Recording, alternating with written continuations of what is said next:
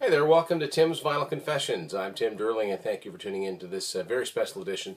It's a special edition for me because I've been doing this now for about 3 years, so I thought in honor of that I'd go back to not only the very first band that I did an episode on, but the band that kind of gave this show its name, because they have an album called Vinyl Confessions, and I'm talking about Kansas. This is a reboot episode.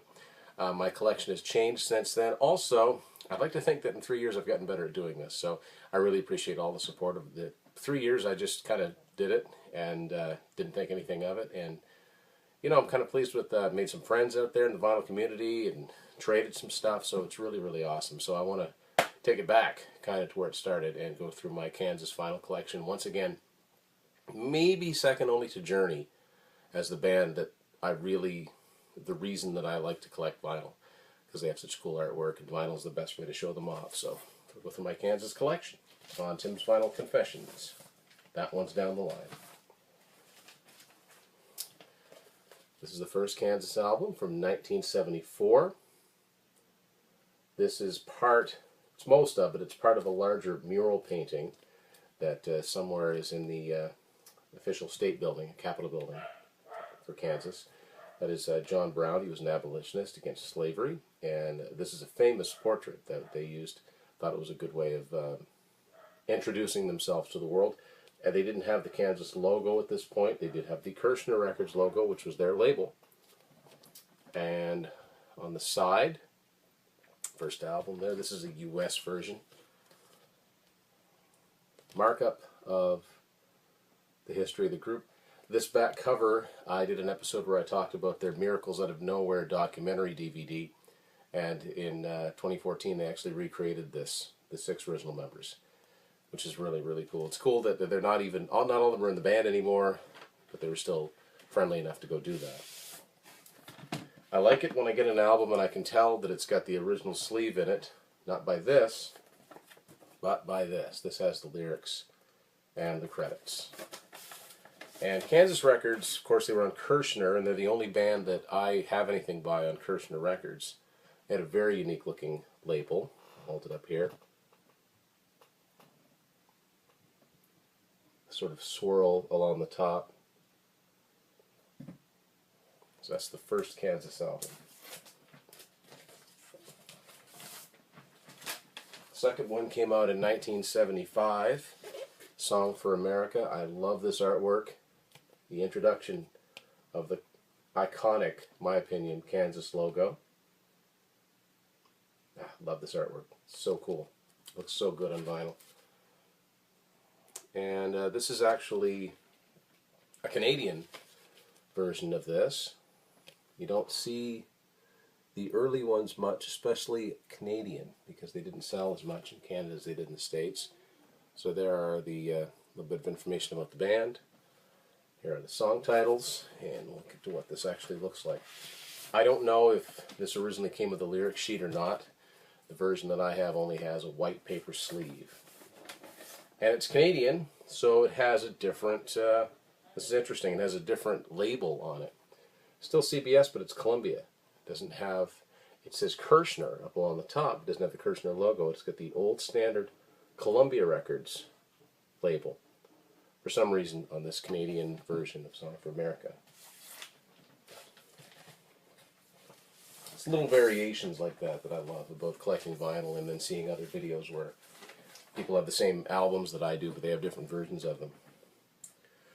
Cool artwork on this next one, although they revert, they don't use the logo. They introduced it, but they don't use it. This one last time here.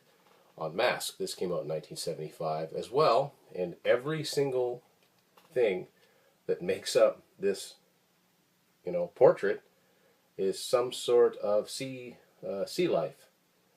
If you look close there, the nose is a fish, the mouth is a fish. It's very interesting.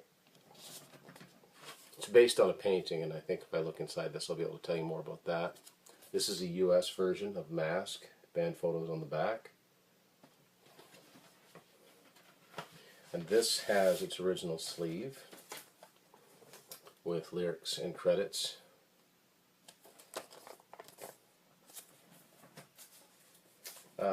So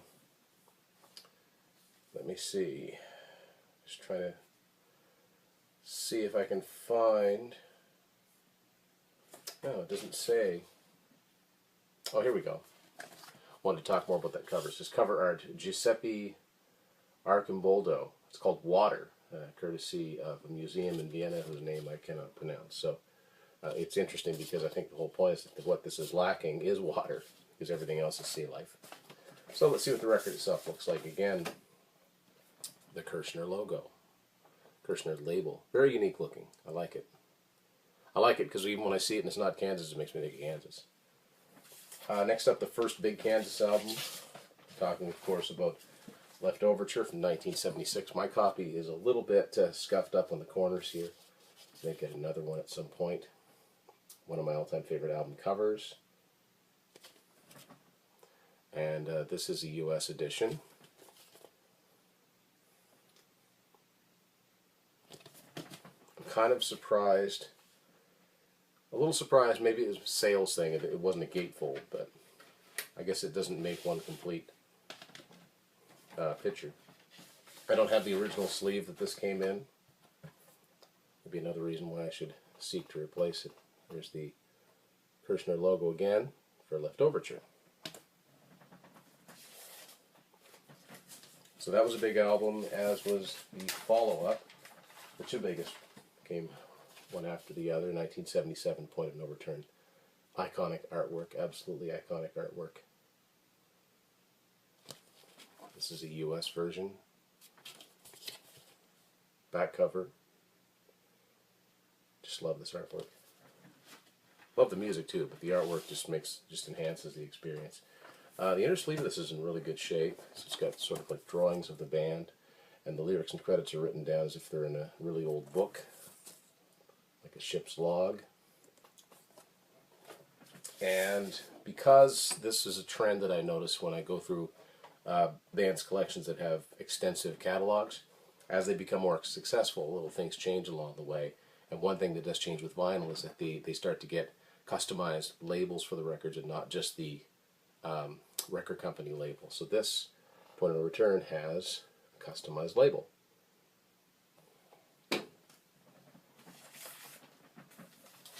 Kind of expected in the 70s that a rock band would do a double live album, and Kansas were no exception to that rule. In 1978, after two very successful albums in a row, which led to two very successful tours, two for the show.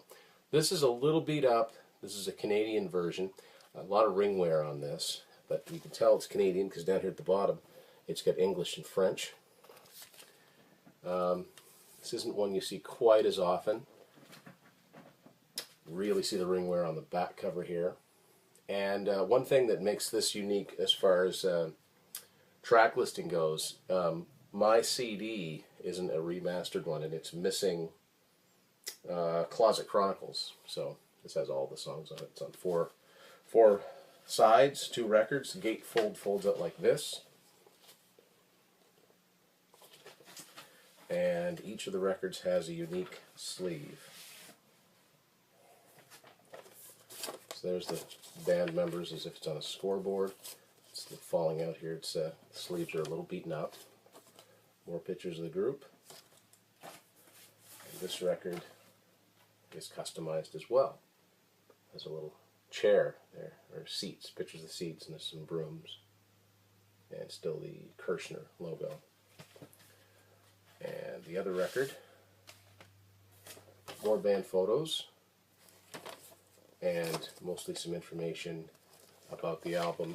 This actually has a dedication on it down at the bottom here about a kid that went to see Kansas in concert, was in a car accident that cost him his sight, and they dedicated this album to him. These records are pretty scratched up. If I went to play these, they probably wouldn't play very well. So the next album, again, when I first got into Kansas, I knew they had a lot of albums. I hadn't seen most of them. So there was a lot of cool artwork for me to discover. Like this one, Monolith. This came out in 1979. It's a kind of a quasi-concept album, but not really. A couple of songs touch on it. There's where Monolith is written. This is a US version, and back cover. More cool artwork inside. Sort of a futuristic concept.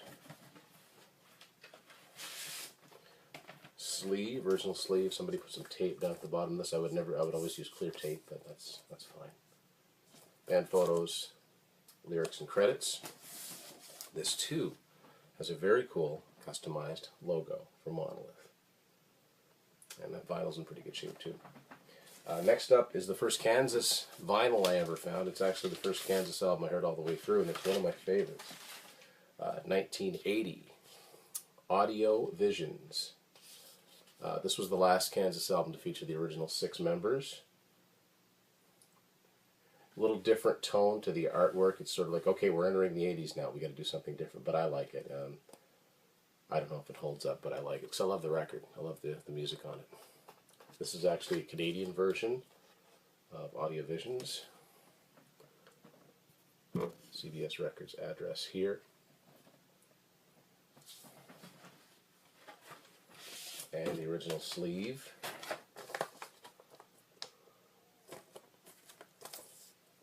Lyrics and credits. And this has a customized label.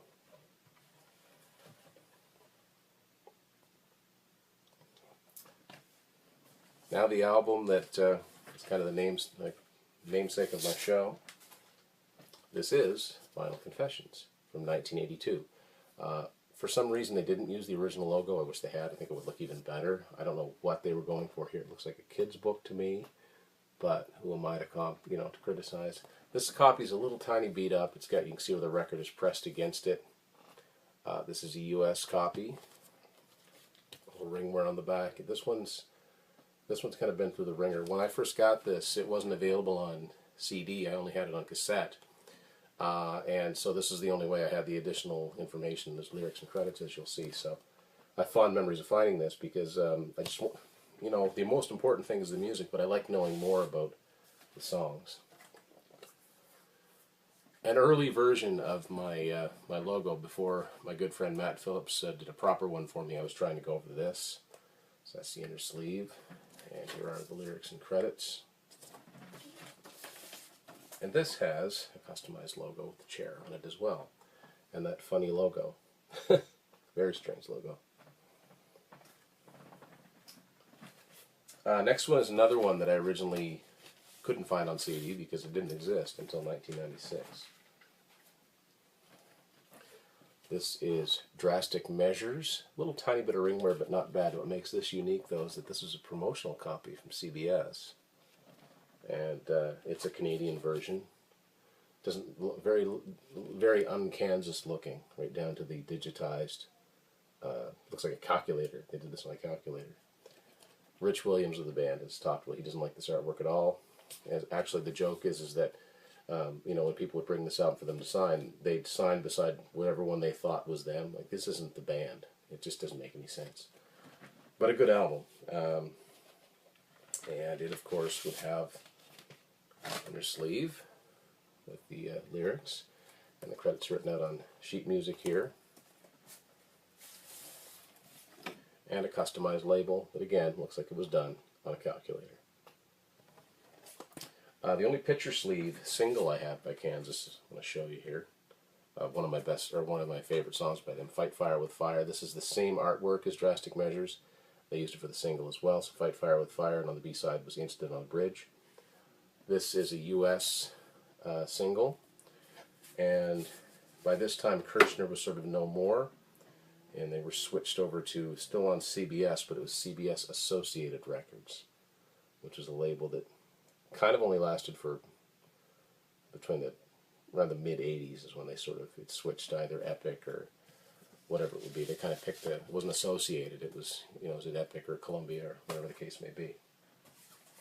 So 1984, the band sort of went on hiatus, but not before this best of was released. And again, this is another thing I love about collecting vinyl, because this front cover and back cover combine elements of all of the previous albums that I just showed you. So, so there's John Brown from the first album cover. There's this thing from Song for America. From Mask, I didn't notice this I didn't know it till I read it on the internet. I'll be honest with you, I never noticed it. There's a fish in his beard. Left Overture, you could say, in a way, that it's the same guy that was pictured on the Left Overture cover. But also, there's the sheet music. That sheet music might also reference Drastic Measures. Obviously, the ship going off the edge of the world, that's Point of No Return. There's the spotlight there, and people in the audience. That could be from Two for the Show. Monolith, you see the this image here. Audio Visions. What was the reference to Audio Visions?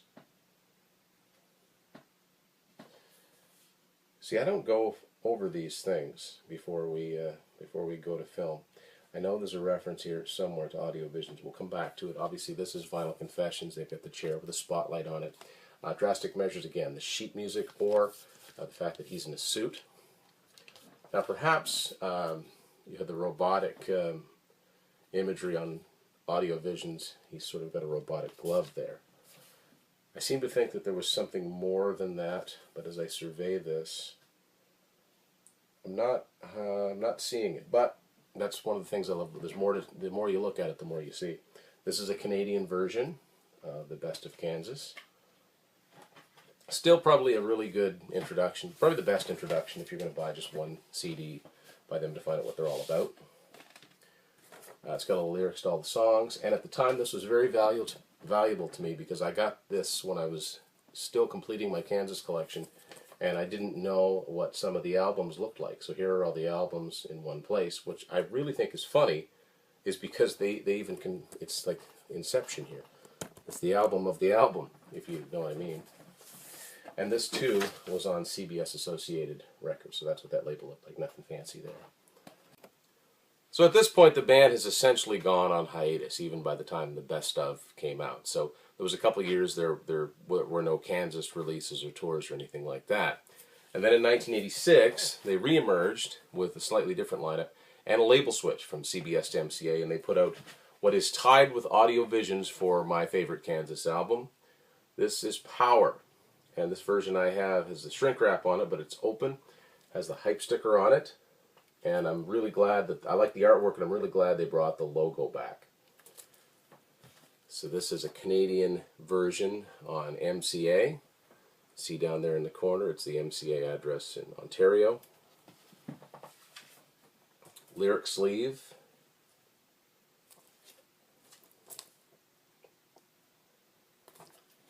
And the record is a typical MCA rainbow label. They did one more album for MCA, and this is vinyl that has eluded me for very many years, and on Record Store Day this year, I finally was able to track it down. You know, I could have bought it off eBay or Discogs, but there's still something quite fun about finding something you've been looking for, actually coming across it. In the wild, as we collectors say. This is In the Spirit of Things, 1988. This is the only Kansas album to be produced by the legendary Bob Ezrin. They did not use their logo.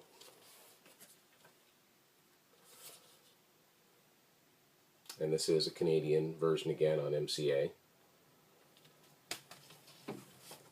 It's a loosely tied together concept album, which makes sense that Bob Ezrin would be the one to produce this. Not quite as consistently good as Power, in my opinion. Does have a customized label.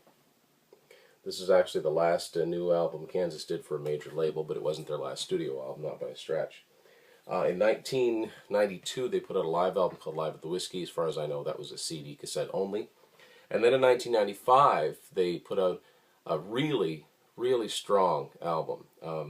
I was excited to pick it up, called Freaks of Nature, and they put it out on a label called Intersound, which is the same label that put out the Live at the Whiskey CD. And it never came out on vinyl back then, but a couple of years ago, a company called Back on Black Rock Classics started pressing various rock albums, and this became available for the first time on vinyl. This is Freaks of Nature. Now, I'm glad to have this on vinyl. Do not misunderstand me. Glad to have it on vinyl. Disappointed big time with this back cover. I don't know if you can tell or not, but it's a very blurry photo of the group that appeared in the CD. As a matter of fact, it looked like they just blew it up. So it's not as clear as it should be.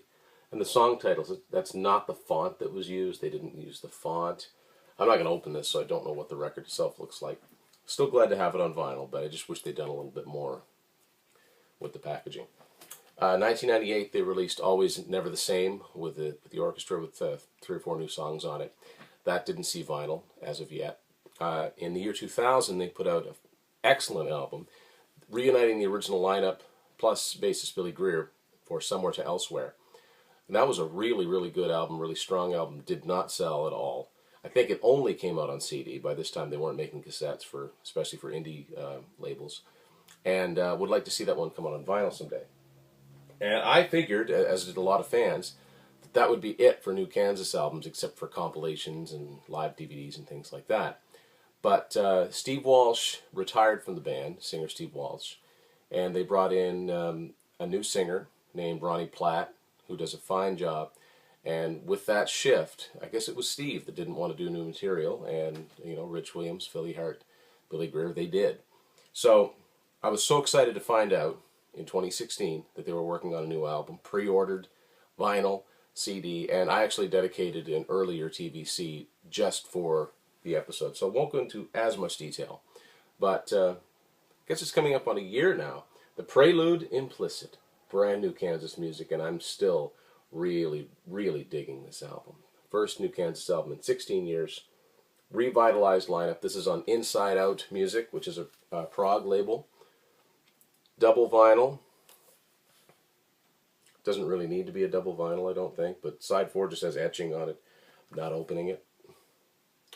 CD comes in this too, but I bought the CD separate. Love this artwork. Absolutely love this. This is classic Kansas artwork.